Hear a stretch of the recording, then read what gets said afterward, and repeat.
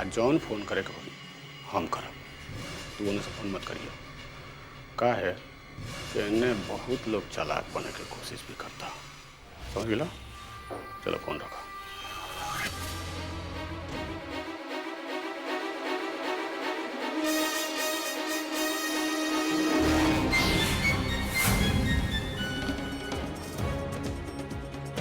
खोल दो दरवाजा। ठीक से खोल।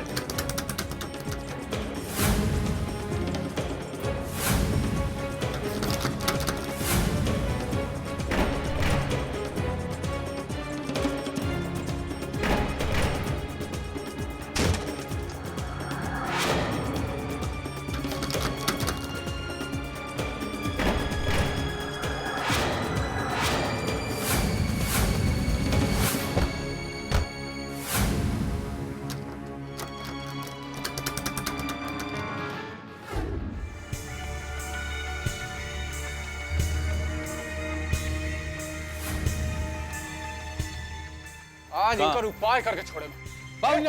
पता नहीं है कि दूसरा के मेहरारू के अपना घर में छिपा कर रखल कितना बड़का अपराध है? डॉक्टरी के साथ साथ कानून की जानकारी नहीं रखा क्या?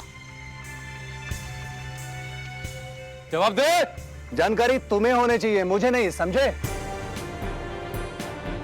जिस औरत के लिए तुम बहलाने फुसलाने की बात कर रहे हो वो बहुत समझदार औरत है, और वैसे भी मुझे तुम्हें कोई सफाई देने की जरूरत नहीं है क्योंकि वो औरत तुम्हें अपना पति मानती ही नहीं।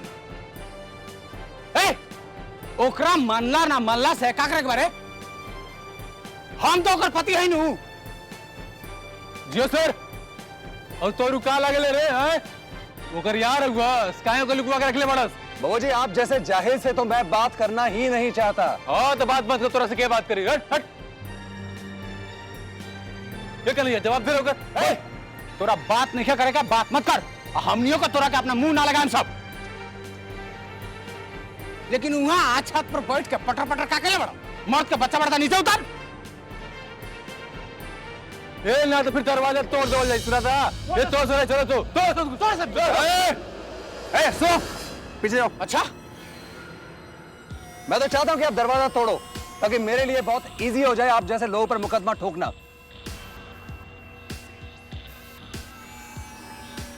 कहां देखा था? मारे कर मुंह तोड़, मारे कर। काम करने का अकेले बैठ रहे जी एगो।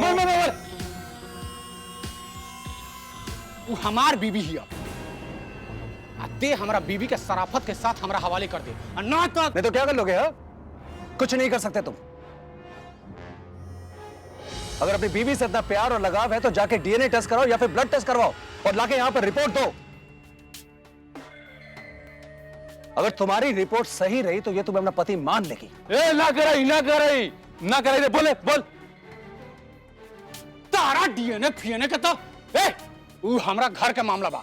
हम ओकर पति होके डीएनए फीएनए के टेस्ट करा के सबूत दी तो हमरे जैसे नमर्द के बारे? अरे मर्द है कहां आप? एक बेबस और लाचार औरत पर अपना रौब दिखाते और कहते हैं ये आपकी मर्दानगी है। तो सच बहुत जल्दी सामने आने वाला और जिस दिन सच आएगा उस दिन देखूंगा मैं आपकी मर्दानगी। ते हमरा के सच्चाई सिखाओ तरी, जबकि सारा गांव के मालूम बा ते हमरा बीबी से प्यार करत रहली, ओकरा से शादी करे खातिर मरल जात रहली। आ इहे चक्कर में ते हमरा सारा घर के लोग के शराबत के ढोंग रचा के पटा लहली। जैसे शादी के तैयारी भइल तो हम आ गए नी, तोर सपना टूट गइल। अब बबुआ जी यह बात के बदला निकाला था। अरे तो मार के तोड़ा कर मुंह। असम डीएनए या ब्लड टेस्ट करा के हम ई औरत का अपन सबूत दी जौन अपना पति के छोड़ के तोरा जैसन मौगा मर्द के घर में छुपल बिया। ई औरत सती सावित्री या पवित्र नहीं है बल्कि बच्चलन बिया, बच्चलन। एकदम सही बोलने का भैया, ये उल्टा या उल्टा। ऐसन औरत के अपना काबू में करे के बहुत अच्छी तरह जाने नहीं हम। चुप रहे रहुआ। ये आपको भड़काने की चाहते हैं, भड़की भैया हम तो कहते नहीं दरवाजा तोड़ के ऊपर जाकर करा के उनसे से फेंक दो साला मुंह जिन जगह। तो तोड़ दो दरवाजा। जा सर, मैं पुलिस को बुलाता हूँ। आओ आ जाओ, मैं पुलिस को बुलाता हूँ। बंद करी पुलिस का नौटंकी। ढेर पुलिस का नाटक हम देखले बनी, समझ गई? हमरा का पुलिस के धमकी मत दिए। ए बबुआ जी, पुलिस उलिस के बीच में मत लाओ, हमरा घर की इज्जत का सवाल बा, समझल का? काहे तक डरा तला मधे हम बाड़ी ना, हम कुछ संभाल ली। मारे करा के मार। अरे समझल का, हमरा घर की इज्जत का घर में बिया, पूरा गांव में बदनामी हुई। पुलिस उलिस के बीच में मत लाओ, समझल करा। इस ससुर के तो बाद में देखल जाए। चल कब तक इशारा कल बंद कर। अरे मुंह गलत तो रखे रे। चलो चलो बबुआ जी। हेलो डॉक्टर साहब। दीना, डॉक्टर साहब एगो बहुत जरूरी बात बतावे के बा। हाँ बोलो ना। ये तो बात पक्की है डॉक्टर साहब, ये कन्हैया भैया ना हमें, कारण कि हम अपने काने से सुनले बाड़ी वो केहू से फोन पे बात करत रहले ना।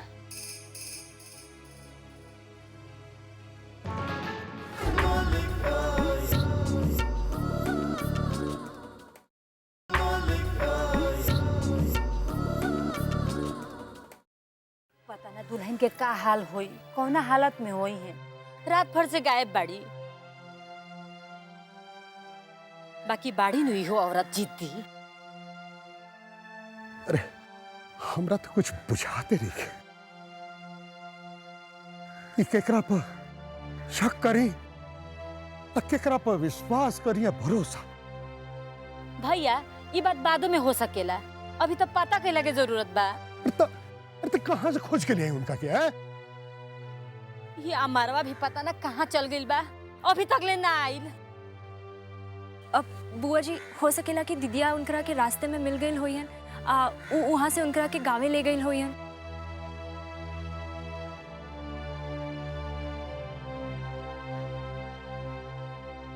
कन्हैया,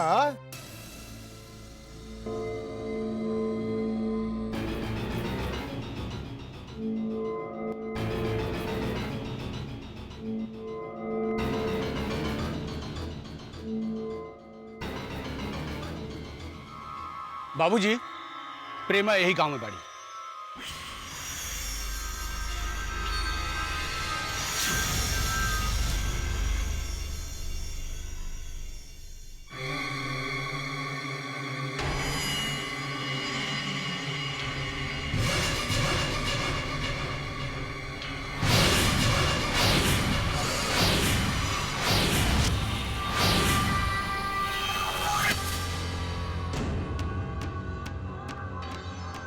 का दुल्हन मिल गई ली? हमें मिलना है कौन बात बा? वो डॉक्टरवा उनका अपना घर में छुपा के रख ले बा।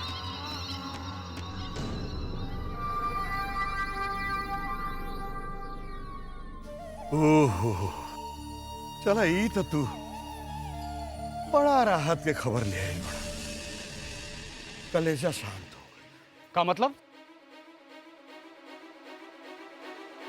ये है कि दुल्हन मयंक के घरे बाड़ी। एमे राहत के कौन बात बा? अरे ये है कि हम मयंक के जाना था नहीं, वो बहुत नेक और शरीफ लड़का है। हमने के दुल्हन वो सुरक्षित बाड़ी। बाबूजी, राउत मोती फिर गल बका। रोई कैसन बात कर रहे हैं?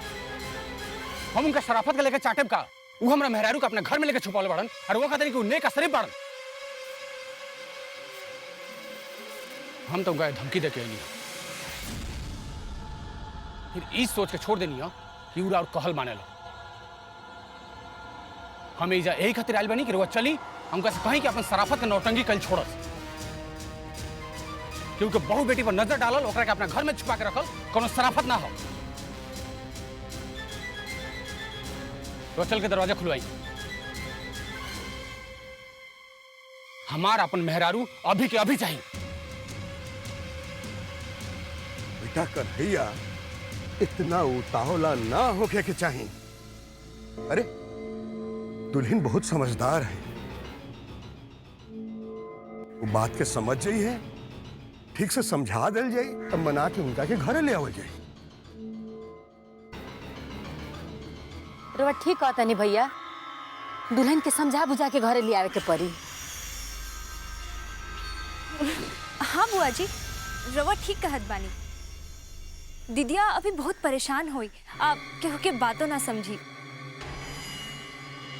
भैया दुल्हन के साथे अगर हमनी के जोर जबरदस्ती करब जानू तो सब क्यों के दुश्मन समझे लगी है। अरे फुलमती, तो हम जबरदस्ती कहाँ करतनी? हम तो वह बात कहतनी कि दुल्हन के प्यार से समझावल जाई। तू समझदार है, तू एकदम हमने के घरे फिर वापस आ जाइए।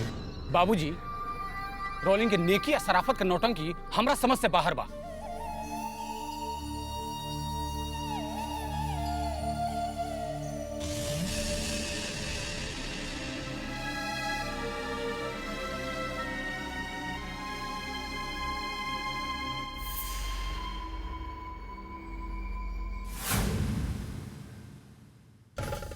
हेलो। हेलो डॉक्टर साहब। डॉक्टर साहब, हम दीना बोलत हनी। दीना, तुम्हें मेरा नंबर कहाँ से मिला? मलकाइन के फोन नहीं जा रह गई बा, वहीं से नंबर मिलल है।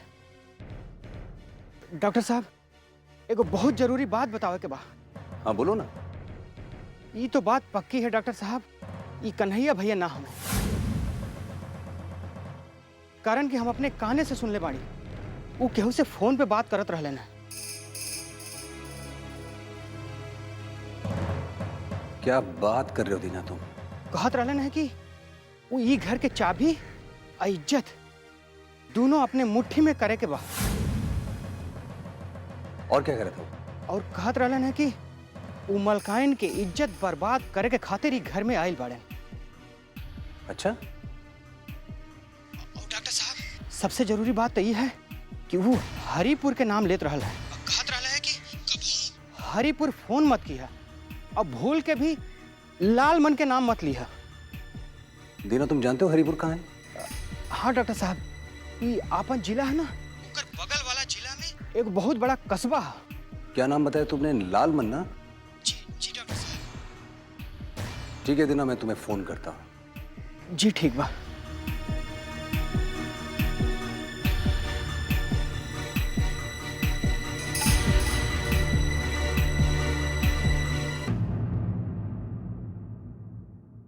कन्हैया चौधरी के मेहरारू के लेके आइल बनी।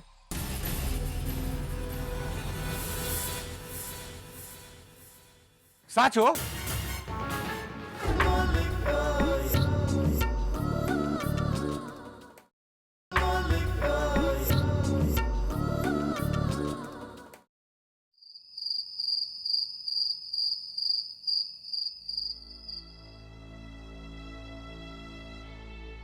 हेलो हेलो, चाची, गोड़ लागतनी चाची। खूब खुश रहा सरला। का हाल बा बेटा? अरे चाची, कुछ हालचाल ठीक नहीं है। का हो गई? अरे दीदिया बिया ना सबके परेशान करके रखल दिया।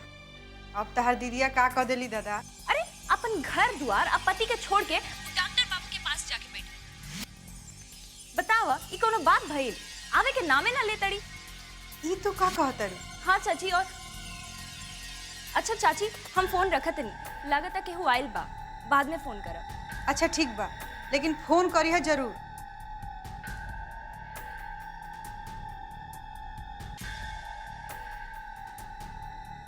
सुननी लोगिन, रउआ लोग के बर की दुलरवी फिर एगो नया गुल खिला देलस। का भइल? अरे का भइल? जाना तनी रउआ लोग कि अपना घर और पति के छोड़ के वो डॉक्टर के घर में जाके बैठल बाड़ी।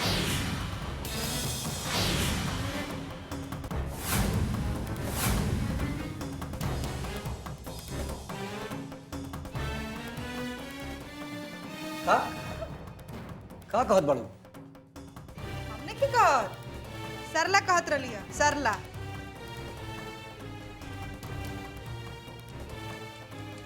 ना, हमरा विश्वास नहीं के होत।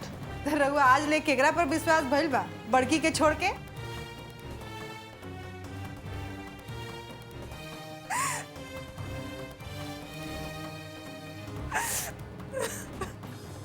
अरे भौजी, ये में रोए वाली बात कौन बा? देखा, अभी हमनी के मालूम नहीं खे का भइल बा, पहले बात तक जाने दी। अब पता करके का करे?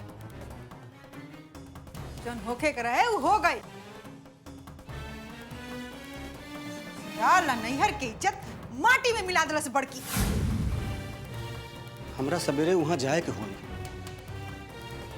हाँ बबुआ, जाके देखिए खा भइल।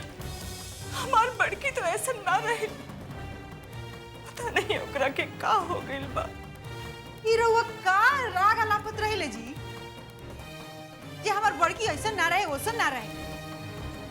अरे और बड़की रोज रोज नया नया गुल खिलावत रही। चुप ना रह जाला हैं? कहवा का बोले के चाहिए, जब पता नहीं है तो कम से कम चुप तो रहा। हमार बात तो हमेशा रउआ लोग के खराब लागल बा, अल्लाह की। बाकी एगो बात सुन ली लोग, रुको जब पुछार करे जाते नहीं ना तो जाए तो हमार सीताहार लेके आए। हमार सीताहार चाहिए बस। अरे दिमाग में गोबरे भरल बका हैं? सीताहार चाहिए, सीताहार चाहिए।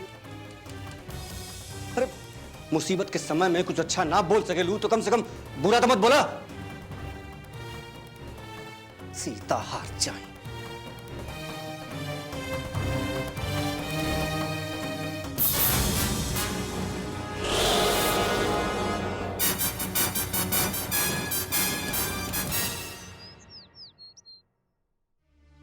हाँ, विस्तार से बताई रउआ साथे काका भाई।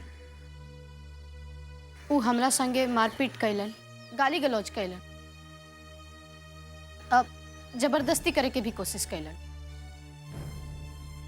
देखी एबे 2-4 गो धारा लागी। हाँ तो ठीक बा। रउआ एक बार सोच ली, काहे कि उ और पति बाड़न आ मौत के मुंह से बाँच के आइल बाड़न। राउर ई कड़ा रूख बहुत भारी पड़ सकेला। दरोगा जी, हम 1000 बार कह चुकल बानी, वो आदमी हमार पति नहीं खे। दरोगा जी, वो उनका पति नहीं है। अच्छा? उसकी इस साजिश को नाकामयाब करने के लिए हमने आपको क्लू दिया ना, हरिपुर और लालबंद। हाँ, हमारे एगो टीम हरिपुर जा चुकल बा। दरोगा जी, कार्रवाई थोड़ी जल्दी करिए प्लीज। देखिए, जोन टीम हरिपुर गइल बा ओकरा हाथ में सबूतो लागल बा। वो बस तुरंत पहुंचे ही वाला बा लोग। जी ठीक है। सुनील, साइन ले ला। जी। मलकान, ऐजा साइन कर दी।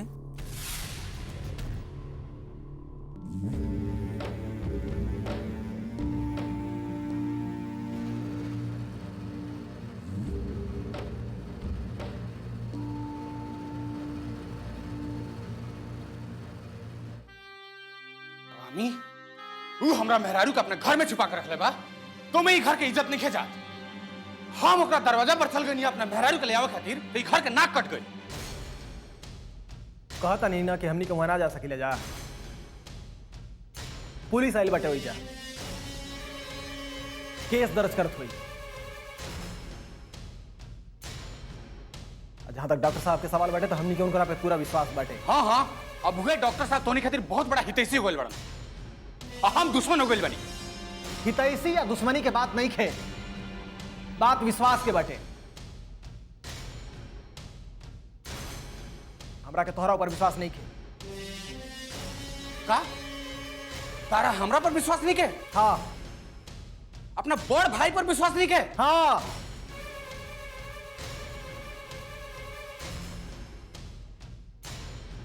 बाबूजी, सुनो तो नहीं क्या कहता रहे? अरे तू लोग चुप रहा। हम पहले ही से बहुत परेशान बानी। कन्हैया, तू बताओ, तू क्या चाहता? हम बस इतने चाहता नहीं कि हमार बीवी यही समय हमारा सामने हाजिर हो जाओ। भले हमरा पास ना आओ, लेकिन कम से कम हमारा नजर के सामने तो रही। ठीक बा, तो फिर हम जाते नहीं।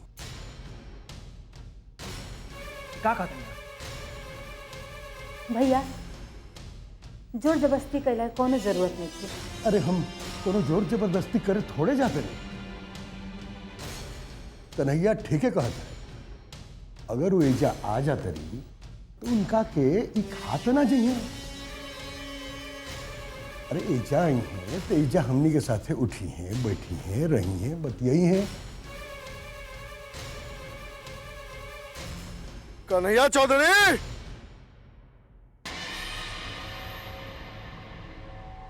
के हा?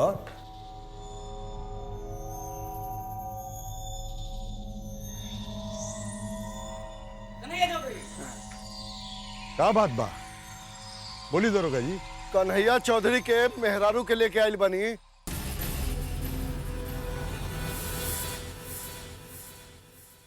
साचो?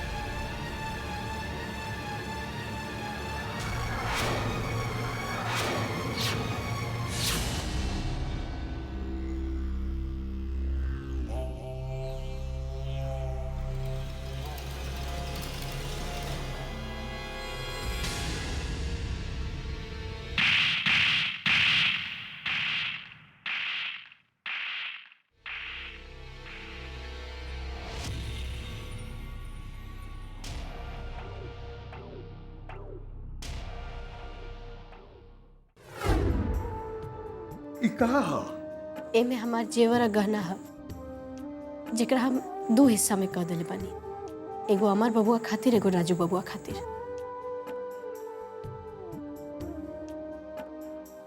ऐसा मत करा, ऐसा मत करा।